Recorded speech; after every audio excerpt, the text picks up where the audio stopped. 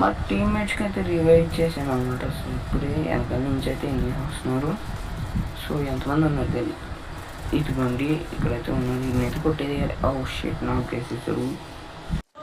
So ఈ టీంని అయితే గుర్తుపెట్టుకున్నాము. మెయిన్గా ఆ ఎల్లో షర్ట్ అయితే గుర్తుపెట్టుకున్నాను. లోలం కొట్టేస్తుంది. వీడికి చుక్కలే.